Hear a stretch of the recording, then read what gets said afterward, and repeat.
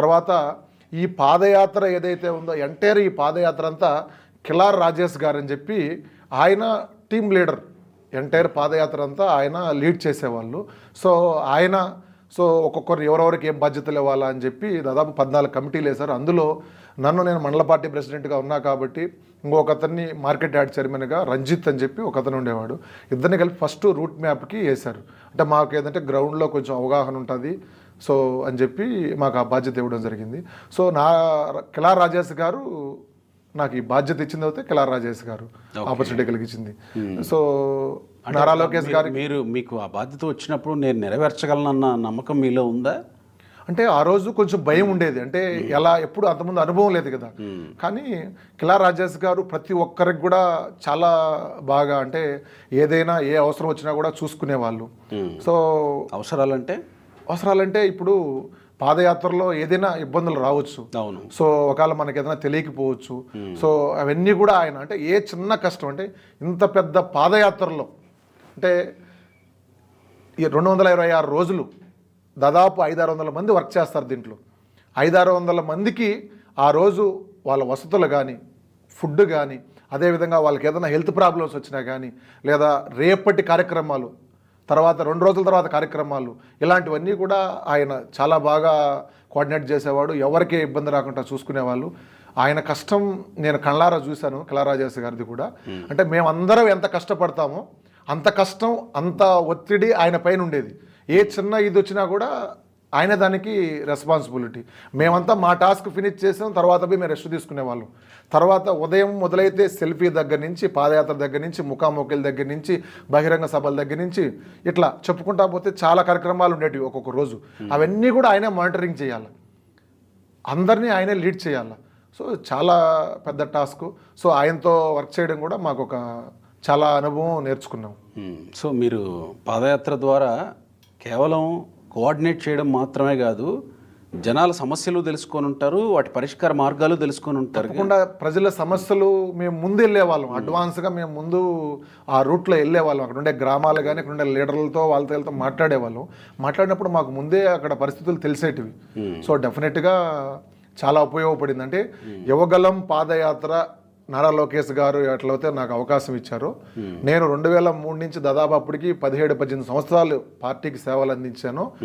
అప్పటి వరకు వచ్చిన నాకు గుర్తింపు కంటే యువగలం అనే యాత్ర ద్వారా నిజం గెలవాలి అనే భువనేశ్వరి మేడం యాత్ర ద్వారా వచ్చిన గుర్తింపు ఎప్పటికీ చరిత్రలో నిలిచిపోతుంది. ఎప్పటికీ నేను మర్చిపోలేనిది. యువగలంకు ముందు కేకే వేరు, యువగలం తర్వాత కేకే వేరు. రాష్ట్ర వ్యాప్తంగా గుర్తింపు వచ్చిందంటే కేవలం యువగలం పాదయాత్రే. ఇది నేను ఎప్పటికీ నారా లోకేష్ గారికి నారా భువనేశ్వర్ మేడం గారికి కృతజ్ఞుడిగా ఎప్పటికీ నేను గుర్తుపెట్టుకుని ఉంటాను. మొత్తం స్టేట్ మొత్తం మీకు అవగాహన వచ్చి ఉంటుందేమో కదా.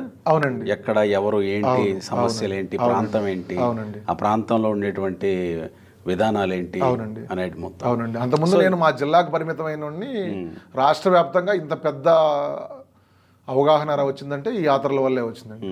సో ఇప్పుడు మీకు అవగాహన వచ్చింది. చాలామంది నామినేటెడ్ పోస్టులు కోరుకుంటున్న వాళ్ళు ఉన్నారు, ఆల్రెడీ రిలీజ్ అయినాయి కొన్ని. సరే, కొంతమంది అసంతృప్తిలో ఉన్నారు.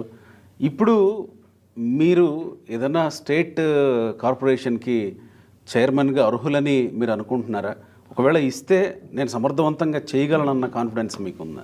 తప్పకుండా అండి. ఇది కూడా చాలా మంచి ప్రశ్న.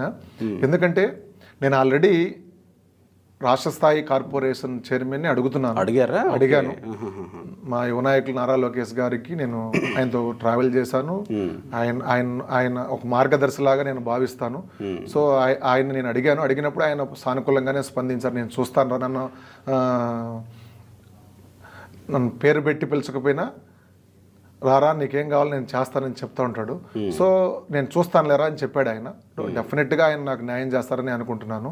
ఎందుకు నేను అడుగుతున్నాను రాష్ట్ర స్థాయి కార్పొరేషన్ అంటే మీరు ఇందాక చెప్పినట్టు ఈ యువగలం యాత్ర ద్వారా అదేవిధంగా నిజం గెలవాలి యాత్ర ద్వారా 2 సార్లు నేను రాష్ట్ర వ్యాప్తంగా 175 నియోజకవర్గాల్లో 25 పార్లమెంట్లో 2 సార్లు నేను విస్తృతంగా పర్యటించా. ఓకే.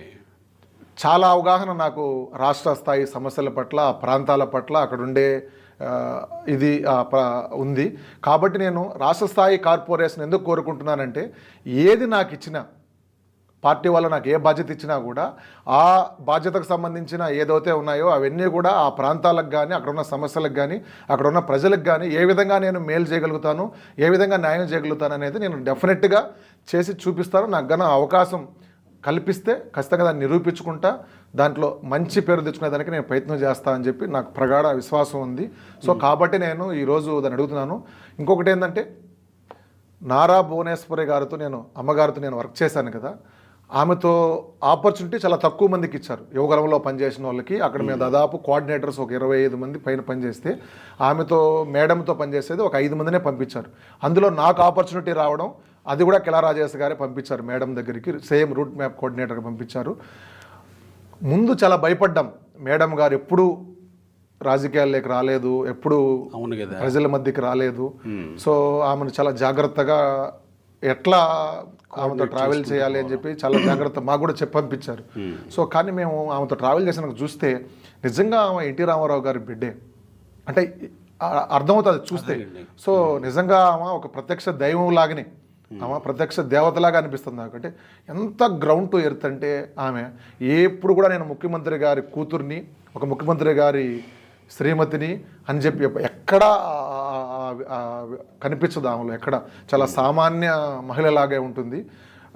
ఎవరు బాధపడ్డా కూడా ఆమెలో నేను చూశాను, గమనించాను. ప్రతి ఒక్కరు పేదలు ఎవరేం కలిసినా అడిగినా ప్రతి ఒక్కరికి కూడా ఏదో న్యాయం చేయాలి, వాళ్ళకి ఏదో సాయం చేయాలి, ఆమె ఎన్టీఆర్ ట్రస్ట్ ద్వారా ఎలాగోతే సేవలు అందిస్తుందో చేయాలనేది ఆ తప్పన కూడా ఆమెలో చూసా. మేము కూడా టీం మెంబర్స్ మేమందరం ఆమెతో ఎవరైతే వర్క్ చేస్తారో వాళ్ళందరినీ చాలా చక్కగా వాళ్ళ బిడ్డర్లాగా చూసుకునేది. ఎందుకంటే ఒక ఉదాహరణ, ఒకరోజు మాకు ఫుడ్ లేట్ అయింది, మేడం చాలా సీరియస్ అయ్యారు.